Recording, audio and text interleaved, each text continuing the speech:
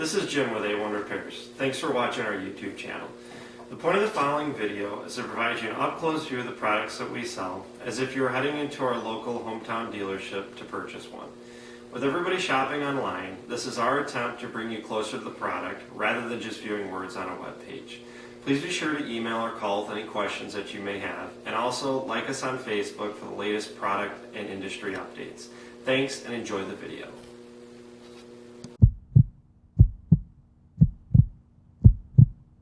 Alright, here we have the Husqvarna 350 backpack leaf blower. This particular model that's up here is the 350BTS. That's going to stand for the two-mount throttle, or what we like to call the right-handed version. There's also the 350BFS, which is going to be the left-hand hip mount throttle. And we'll go a little bit in detail on that a little bit later in the video, so stay tuned for the second half of this one. Let's go over some statistics on the engine on this blower. This one's putting out 50 cc's for the cylinder displacement, and horsepower, we're at 2.1 horsepower. Now, whenever you go to purchase a backpack blower, you always want to look at air movement, or the CFM, or the miles per hour that it's putting out. The higher the numbers, the happier you're going to be with them. And you know, definitely one of the most important numbers to pay attention to is the CFM, or the cubic feet a minute measurement. So this particular unit here at the end of the blower tubes, you're going to be putting out 494 cubic feet a minute. And the measurement inside of the impeller housing is going to be 692 cubic feet a minute. If you're comparing a blower, you know, to somebody else or the competitors or different models and that, make sure you know which reading that you have, because if there's only one reading, they're typically going to give you the one from inside of the impeller housing and not the end of the blower tip. Miles per hour is measured at the end of the blower tip, and this particular unit right here is putting out 180 miles per hour. So with different backpack blowers that you pick up, the bigger they go, or the more power that you want, the heavier they're going to get, the bigger they're going to get. Also, the weight goes up, so consider the weight as a factor. This particular unit right here is a lot better performance output, but it's also got a lot of lightweight to it. So if you're just looking for that in and out backpack blower that's not real heavy, this one's only coming in at 22.5 pounds, so it's real light on the back. So let's go ahead and dive into some of the features that are on the blower. There's a recessed indentation right here, which helps protect the spark plug up here in case you drop the blower in that, so it keeps from cracking the spark plugs on them.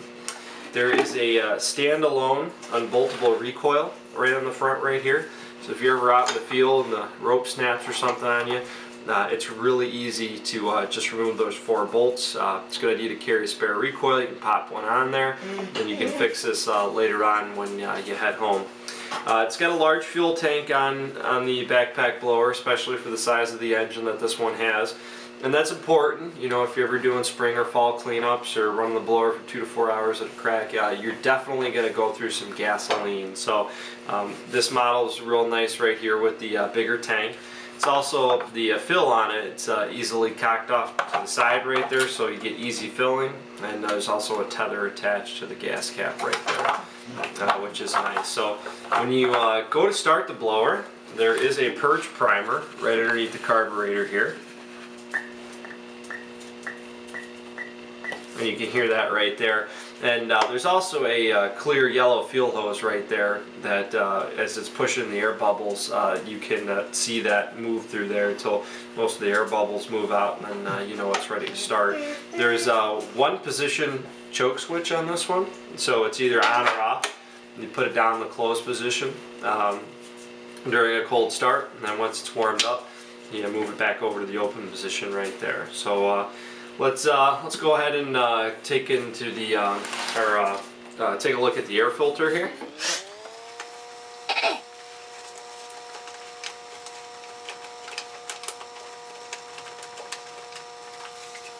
Alright, got the housing off here for the air filter, and I'm going to pull this out. It's about a 1-inch thick brick foam filter. that you're going to have on here, and easily cleanable. You want to use something that's a good degreaser. Kitchen soap works really good on it. You don't want to use a lot of glass cleaning products that have ammonia in it. Ammonia tends to eat these up. And once you clean it, you go ahead and dry it off, and then we like to use 3-in-1 oil. This is an oilable filter. Put a couple of drips on it, you squeeze it in your hand, move it around, and then here's the rubber gasket around it, but it's got the metal back mesh plate that holds your air filter in place. So let's go ahead and reassemble this.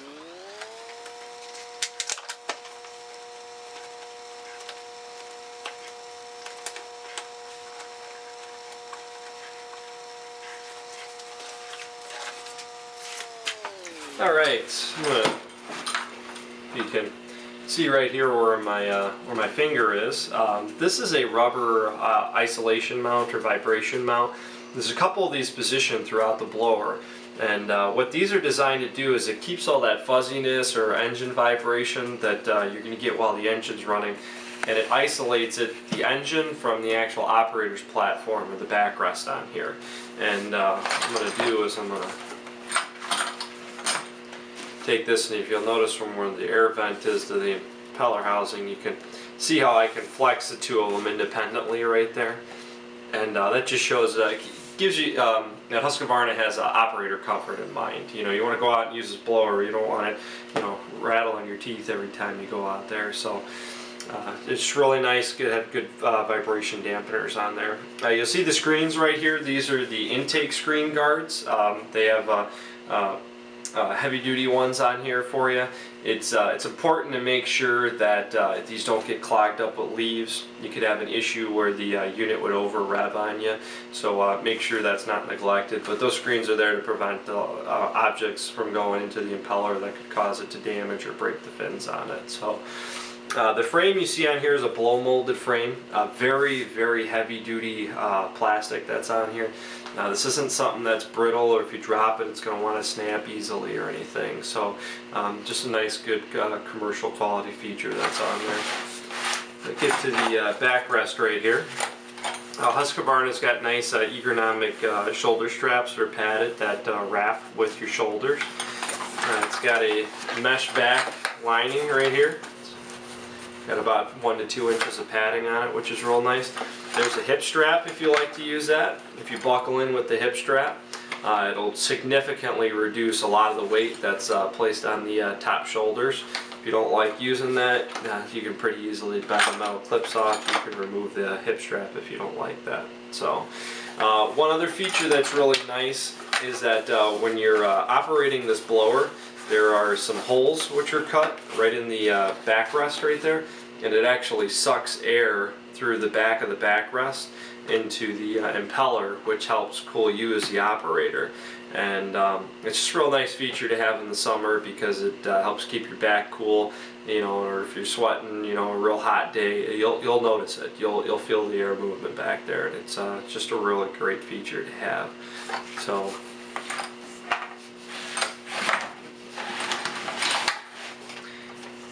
Keep in mind, if you're running a blower for long hours, it does take a toll on your ears. You know, make sure you get good protection gear. You know, it's nice to have a good set of earmuffs or gloves and that when you're out working. So here you have it. This is the Husqvarna 350BT leaf blower. There's also the Husqvarna 350BF or BFS model. So tune in just a little bit here as we keep going with the video. They're going to explain a couple different features with backpack blowers. Alright, this portion of the video is to teach you some general education about backpack blowers, things that you should look for when you're purchasing them, and a lot of the common questions that we get that pertain to blowers in general. So let's go over a couple things here that when you're going to purchase a backpack blower, what you should look for and what it means to you in the end. Now, when you go to buy a backpack blower, one of the most common things you want to look for is performance. Well, I want the best backpack blower on the market, and there's two different ways you can measure that. There's miles per hour, and there's also what they call CFM, or cubic feet a minute. Now, miles per hour more pertains to a pressure situation. So To give you an example of pressure where you want higher miles per hour in a backpack blower is, say you seal driveway, you did a lot of asphalt sealing, and you got the pressure heaves where you start getting cracks inside of the driveway. Well, you collect dirt inside of there. That's where you want pressure. The more miles per hour you can get, you can actually blow the chunks of dirt out of it. Now, that's the only place that you really want to pay a lot of attention to for miles per hour. If you've got a real large pile of leaves, what you want is you want volume. You don't want a little jet just shooting inside of that pile of leaves. You want a giant, massive airflow that comes right at it and hits it. So the second stat you want to look for on a blower is CFM, cubic feet a minute.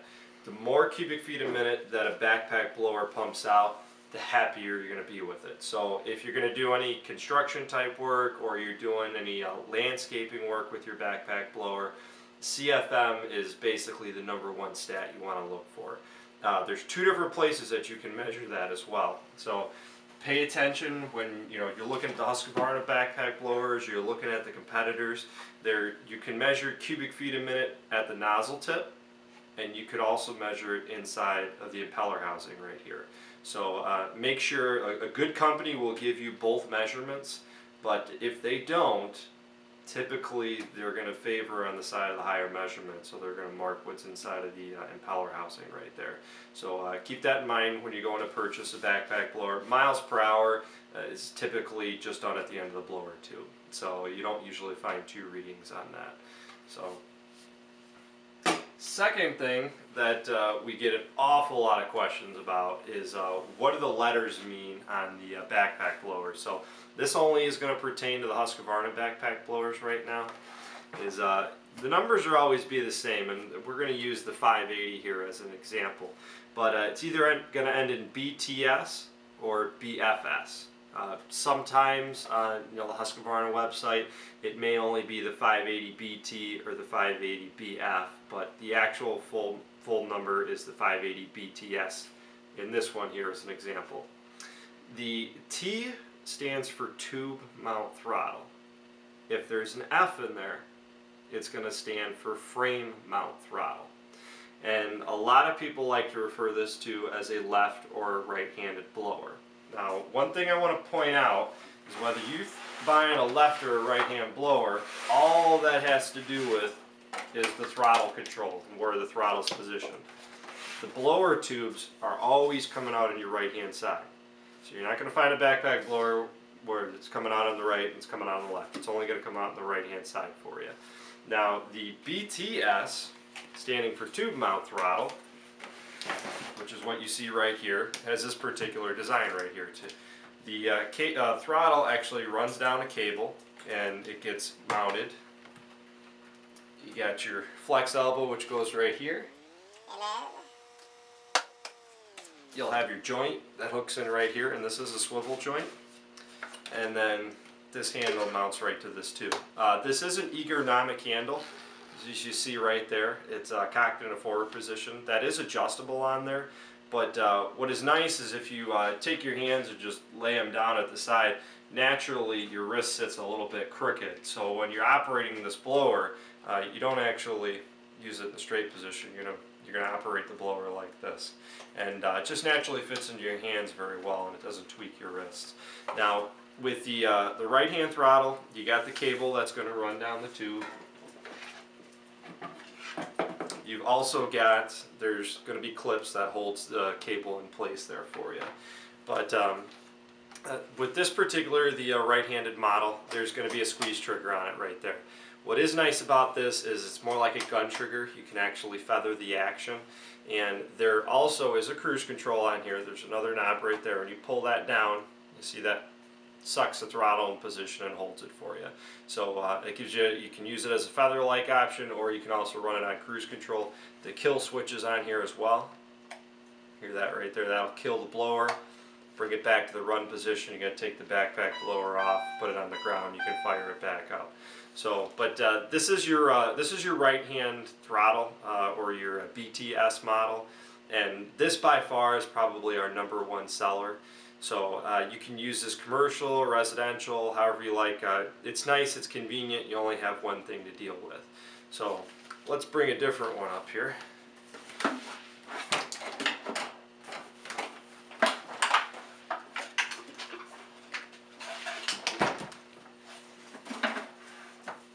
Here is a 570 BFS, which is going to be your left-handed throttle design. And once again, like I was telling you before, the blower tube's still coming out your right-hand side right here. Okay, you're going to hook into your flex elbow, you'll have your pivot joint, and then here's the stationary handle. It's still an ergonomic handle, so it fits into your wrist nice and natural, and it still is adjustable for you. So, but just one position handle right there. And this is going to be your left-handed throttle design right here. And what's nice about this particular design is it's very impact resistant. Now the BFS models are more favored in the commercial market, and here's the reason why. They're on a spring joint right here. These are really designed to take an impact. So if you can see right here, I can flex this, move it up and down, bring it in the upright position. You know, say you crashed into the blower or something right there. It's just really designed for a commercial aspect. And the reason being, a lot of times what we get from customers or commercial cutters is they take their blower and they accidentally leave it in front of the trailer tires, or they're leaving it on in the trailer, the enclosed trailer, or sitting on the open trailer bed. And if you have a zero-turn rollover these or car tires, if you have the right-handed throttle design, not only did you crash into wreck your blower tubes, you also ruined your whole throttle mechanism right here. So this gets a little pricey to replace if you have to do that.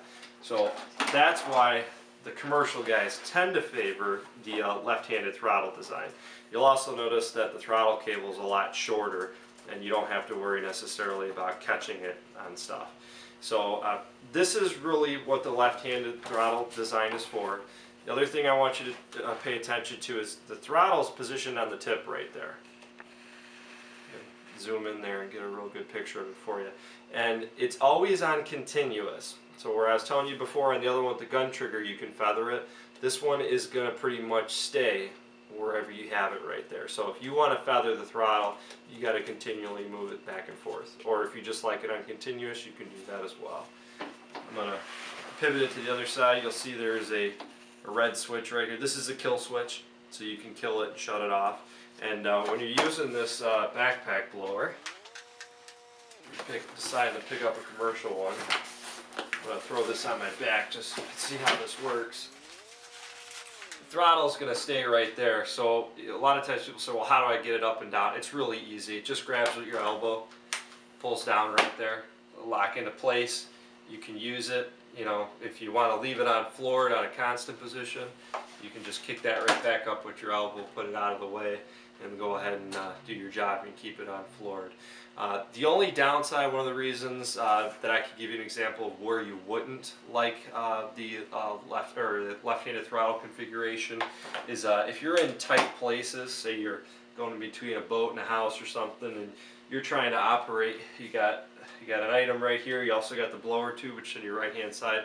Sometimes it creates issues where you're trying to turn around inside of a tight confined area. So that's one of the reasons you may not like the left-handed version. But honestly, it's personal preference. So whichever one you decide to go with, it's whatever you're more comfortable with, either the right-handed or the left-handed version. Just make sure you pick that and stick with it. You can't go wrong either way. There's half a dozen reasons why one's good, or half a dozen reasons why the other one's better. So it's in favor either way. So just pick what you're more comfortable with.